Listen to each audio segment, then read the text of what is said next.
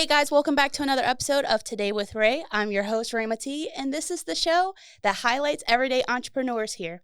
If you're new, make sure you hit that like button and subscribe button so you'll be the first ones to know when new episodes drop. This week, I'm talking to Robin Hill from Panacea Brewing. I'm super excited. We have so much to cover. So let's dive right in. Robin, thank you so much for being on the show. Thanks for having me. I'm glad to be here. No problem. So I actually have been following your Instagram for quite a while, and your brewing company looks amazing. Well, thank you. No problem. So I want to jump right in. Let the audience know a little bit about yourself and how it is that you became an entrepreneur. Okay.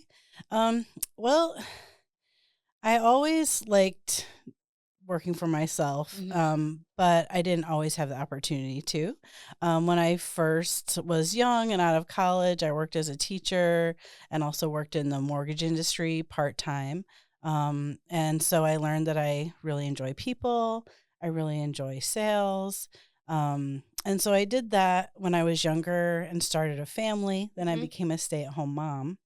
My husband, Artie, went to culinary school, got into the food service industry, worked as an executive chef for a short period of time, but got into management. Okay. So he spent about 20 years in upper level management of large food service systems like feeding the military or the hospital, colleges.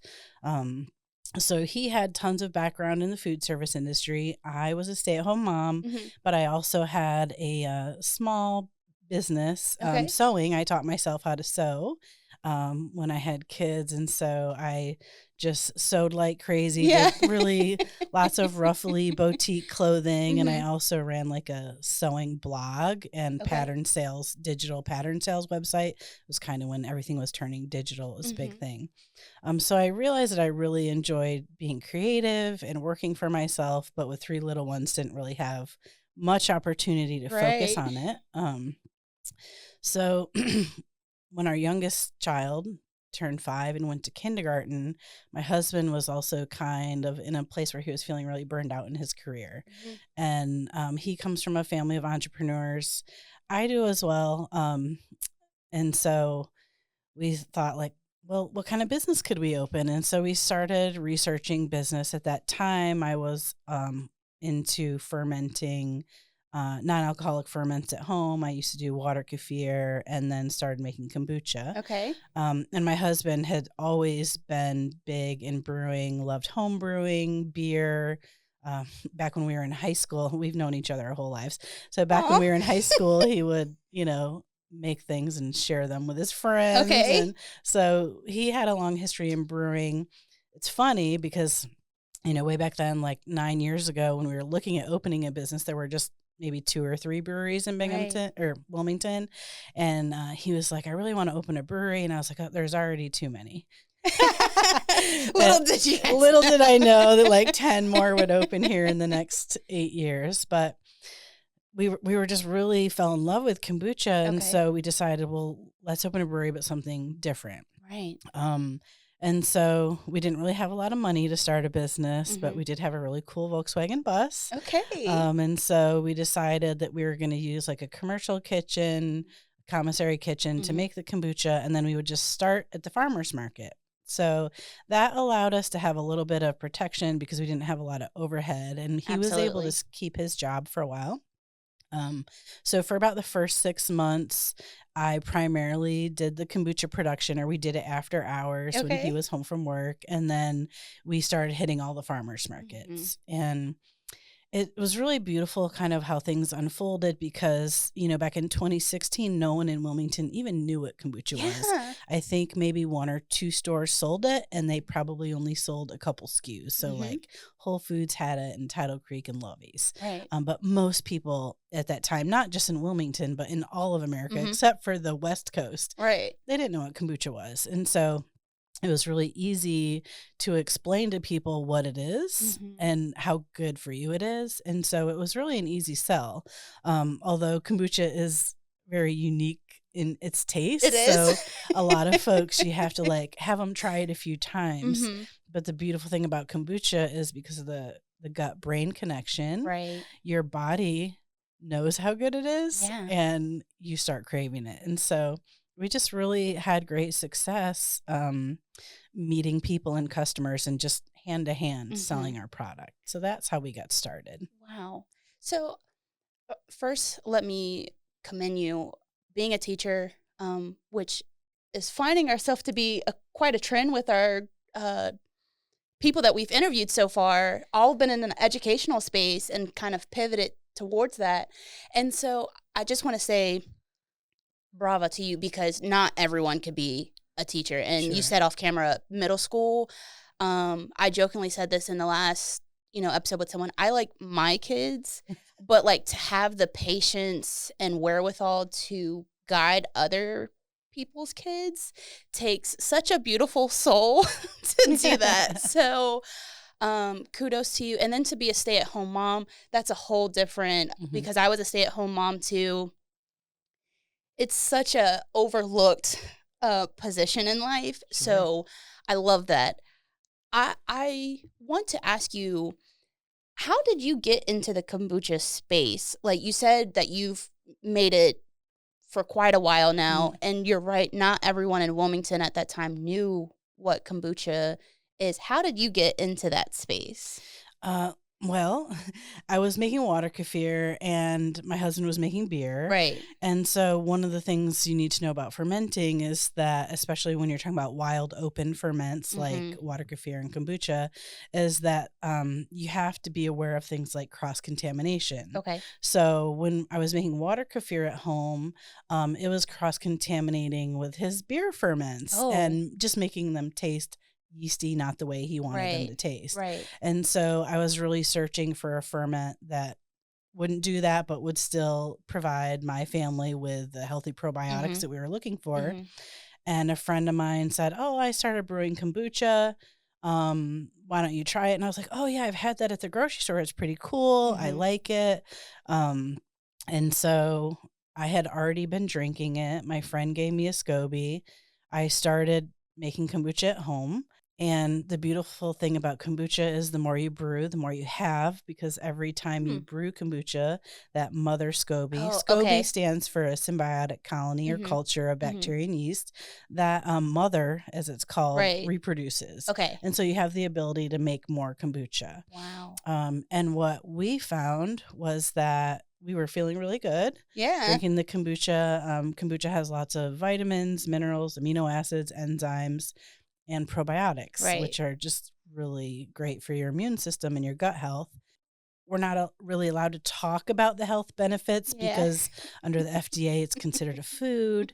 But my personal experience is that my husband has always had acid reflux. Okay. And when he started drinking kombucha, it went away. Wow. And so in our personal lives, we were seeing like, this is really good for us. It's making us feel better. Yeah. And so, we just started brewing it and it started multiplying, and then our friends wanted it. And so we started supplying our friends, and then like, wow, we have a lot of kombucha. Let's think about doing a different kind of brewery. Okay. Okay. That's how we got started. And I'm sorry that I'm just like fascinated on this. I love drinking kombucha.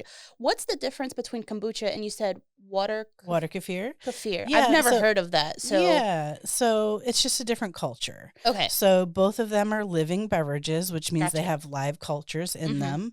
And the culture that ferments the tea and the sugar, they're alive. And so with water kefir, it's just water, sugar in the form of like, you could do raisins, dates, figs, anything like that.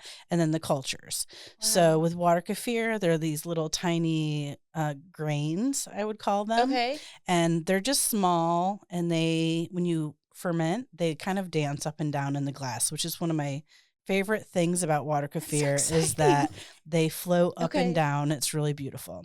Kombucha, the SCOBY is the culture, and it forms in the shape of whatever vessel you're making it in. Right. And it generally lies on top. It's protective so that it can keep out any pathogens or bacteria. It forms over the top of the ferment. And so whatever size vessel you're brewing in, it will take that shape of the top. And they get thicker as they grow. as you feed them, they add extra layers, which you can then take and make more kombucha. And they also, just get thicker. Sometimes you have to separate them. Okay. So, Wow. I just feel like I got a science lesson. Like, I'm just so fascinated. I met a gentleman, and I believe this is very off topic. I don't even remember his name. He's been drinking kombucha every day. Yeah, 700. yeah, I know him. His name's Cody Strickland. Cody, yes, that's it. I met him at a networking event, and when I heard kombucha, I automatically thought about him. Cody, there's your free shout out right there. Hey, Cody, we love you. We love you, right? No, I really do find that so very interesting. If you've never tried kombucha, give it a shot. It really does have so many healthy benefits for you. And with that, we're going to head into a commercial break. This will be the great time to go and get some kombucha and come back so we can keep talking to Robin from Panacea Brewing. At Cape Fear Community College's Small Business Center, our mission is clear: to boost the number and success rate of viable small businesses in New Hanover and Pender County. We offer high quality, readily accessible assistance to prospective and existing small business owners, leading to job creation and retention.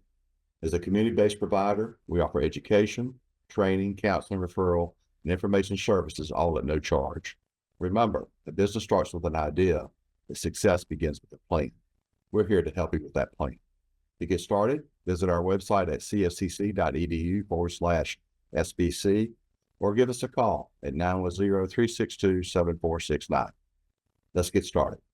Discover the innovations shaping the future of our oceans. Join us on September 17th at the UNCW's Burney Center. Engage with leading experts like Mark Huang from Sea Ahead and Susan Casey, author of Voices in the Ocean. Participate in dynamic panel discussions on building a North Carolina Blue Hub, empowering communities, startup innovations in sustainability, and funding ocean innovations. Early registration ends August 1st, so register now to secure your seat. Be part of the change. See you there. Welcome back, guys. In the first half, we got a serious science lesson on kombucha. So, if you haven't tried it, the perfect place to try it is at Panacea Brewing, of course. We were talking off camera, and I'm just amazed by your story. I was asking, as far as Wilmington goes, when you think of a brewery, not many places have a restaurant attached, but yours does.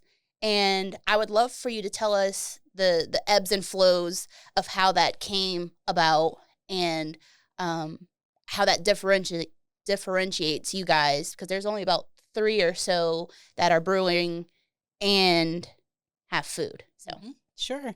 So back in 2019, we were operating out of a little tiny, very intimate tap room that was actually kind of in a commercial area over by Home Depot. Our tiny tap room had a capacity of 8 people, and we were constantly, having lines out the door, not being able to shut the door. Yeah. So many people were in there, and we were looking for a new space so that we could grow our retail business. Right. We were still doing farmers markets, but people were now coming to us every week for their kombucha fills, especially during the winter when there's not as many markets. And so we were looking at real estate around Wilmington, and there just wasn't a very big inventory, Right. especially not in our price range, because we're still just a very small family business. And we found our current location, which used to be Tazzie's Burgers. It's in Anderson Square on Oleander Drive.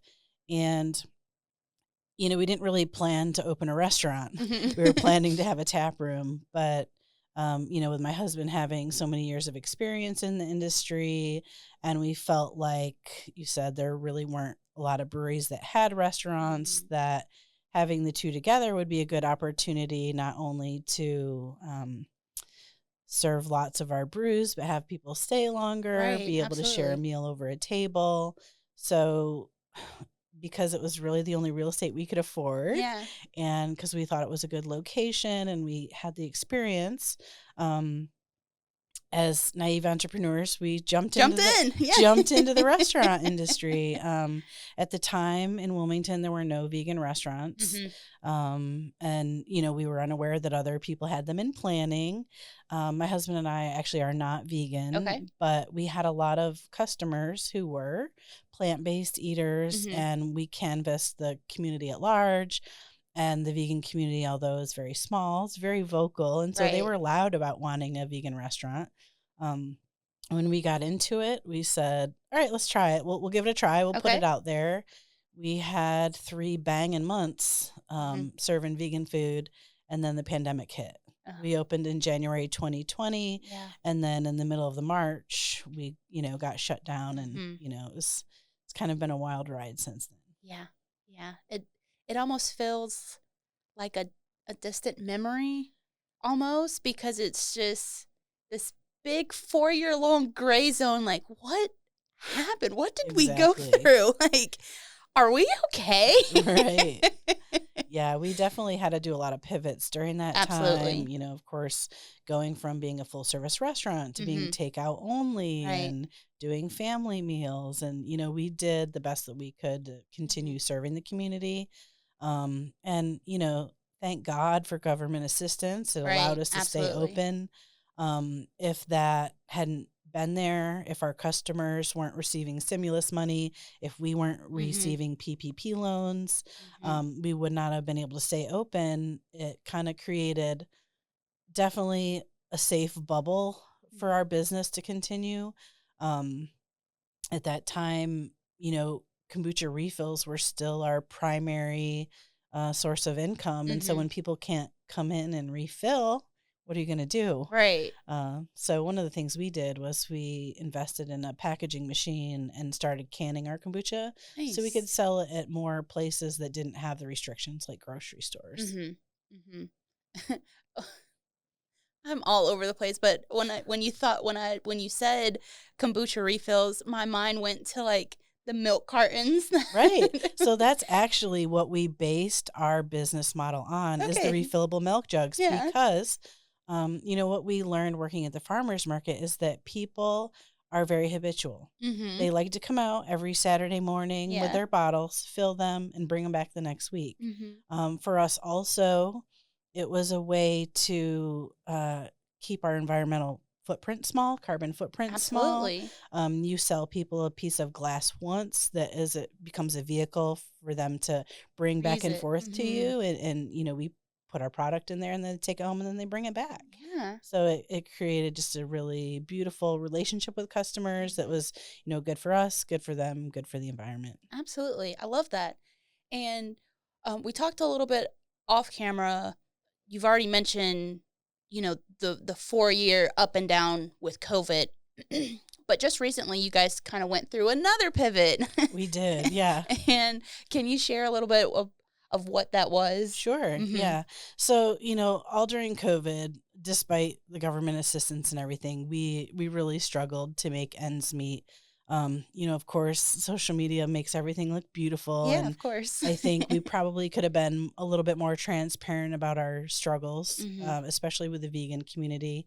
I often said to folks, like, please support all vegan restaurants, because, during COVID, there was also a huge growth in the vegan food industry. And so people were able to buy things in grocery stores they were never able to buy before. Restaurants were also able to buy them. So before, a lot of people who owned businesses or restaurants kind of had vegans on the menu as an afterthought, like they could have a salad. But once everyone could get an Impossible Burger at every restaurant, people are like, oh, choice. I can go anywhere I want now. And so during that time, many more restaurants started adding vegan offerings. Of course, new vegan restaurants opened. And for a lot of reasons, we just weren't able to attract enough customers to our restaurant to pay all the bills and, keep everyone, happy. And so we made the decision quite a long time before we did the transition. We knew it was coming. There were a lot of reasons that we didn't do it sooner. Some of them had to do with people who we love, like not wanting to disappoint them, Yeah. or people who worked for us who are very engaged in the concept. And it just kind of got to a point where my husband and I realized, like, this is our business and we have to put our business and our family first. Absolutely. And so, there were a lot of choices on the table. It was, let's just revert to just being a brewery and get rid of the restaurant, or, let's do a totally different restaurant. Let's get rid of the name Panacea, and do something totally different. And we just came to the conclusion that we had worked so long on building a brand that's much loved in the community and well known, that even though we knew that this transition was going to ruffle a lot of feathers Right. and upset people, that we wanted to keep our brand. We wanted to, keep everything that we've built and just try to serve more people.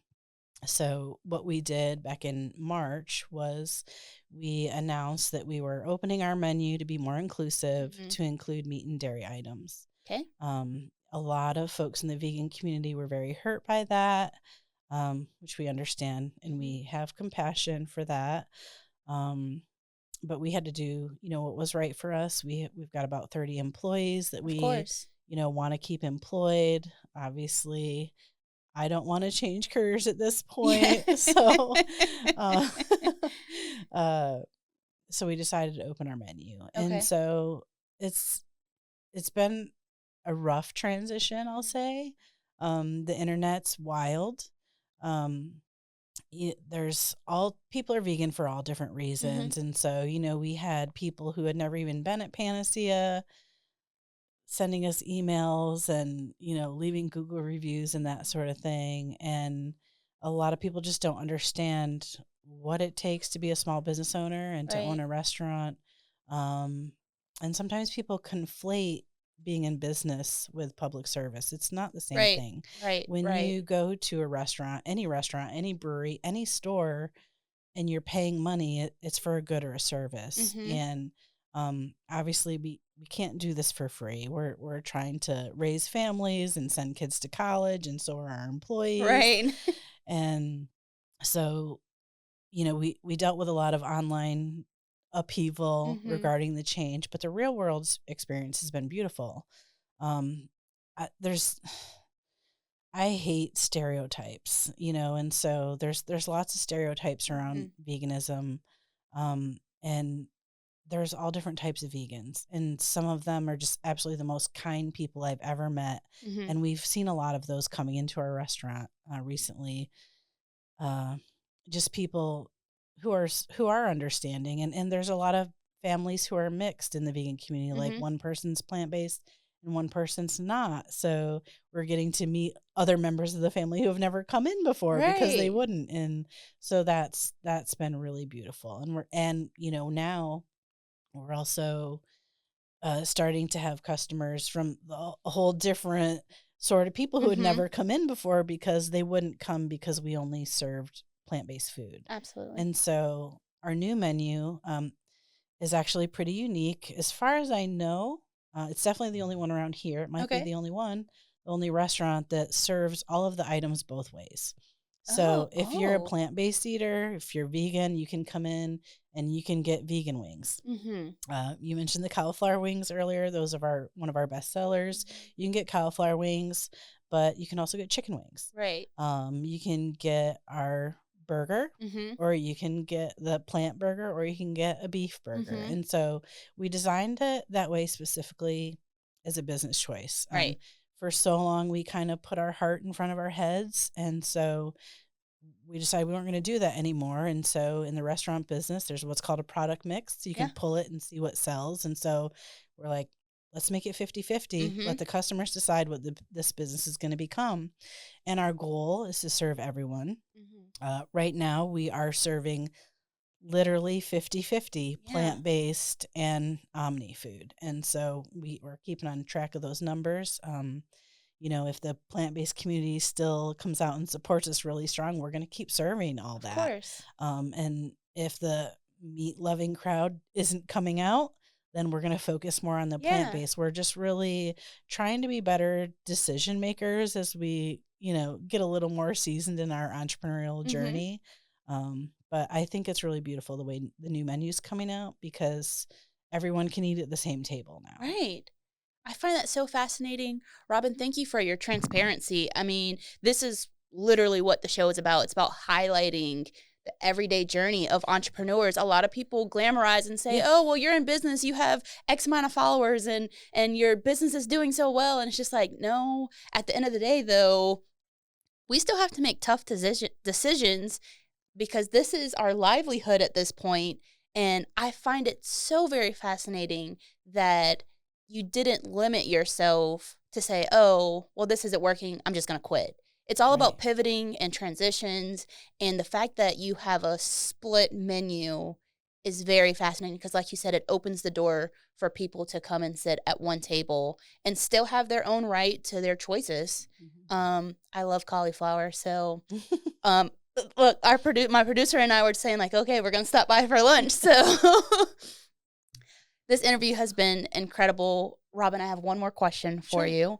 And I think I know the answer already because you said it off camera, but I'm going to ask again. If you had any advice for someone that was looking to be an entrepreneur, what would that be? Well, the first thing I would say is dive in. Okay. Don't be afraid. My husband wanted to be in business for himself for a long time, and I was scared. I was scared to dive in. The thing about entrepreneurship is you're going to get out whatever you put in. Right. And there's so many ways to make money in this world. You have to find one that you're passionate about.